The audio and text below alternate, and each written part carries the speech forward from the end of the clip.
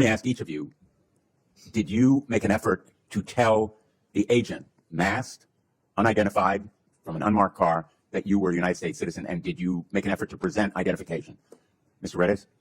Yes, I made it very clear that I was a U.S. citizen. That was the first thing out of my mouth. They asked me if I had an ID. I told them I did. I told them that I was a citizen. I said I have license plate that could prove I'm a disabled veteran. I have a sticker on my windshield that says I'm an Iraq combat veteran. I gave them any opportunity they wanted for me to show them proof. Ms. Figueroa?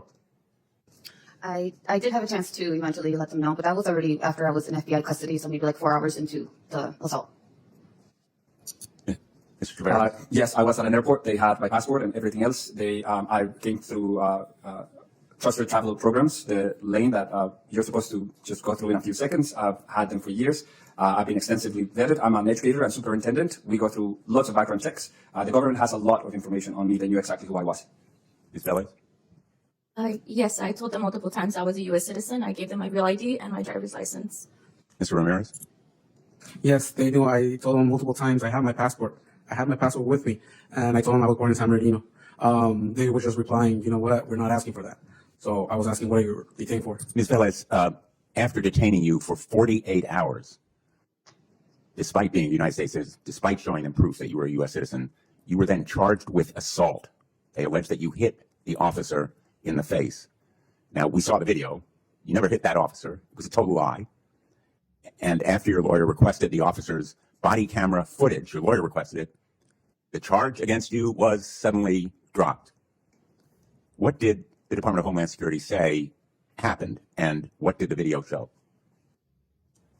They said that I had assaulted an officer as I struck them in the face, which is incorrect because they were huge, and I'm really small. You are I'm 4'11". not a big person. Not a big person, but So you never hit that officer in the face? no, I did not.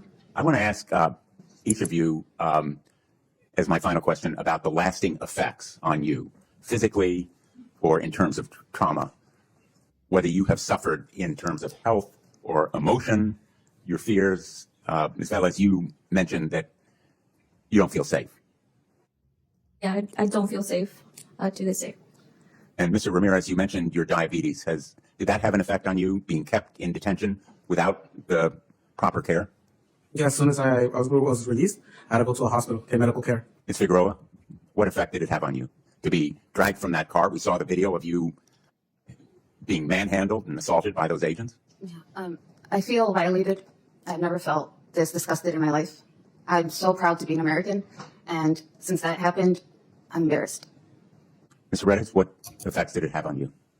I'd say the effects it had on me is that it's really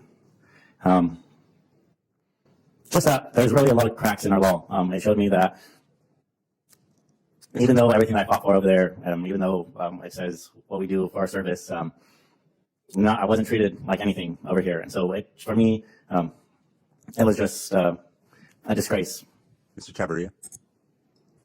If you were here when I gave my testimony, you would understand how much I love my mother. And I do not want to ever stop having the ability to visit her, even if it's once a year or twice a year. And the fact that now I do not feel like I'm free to visit my mother without being scared that I will be detained or disappeared at any time for any reason. I don't think that any American should be deprived from the right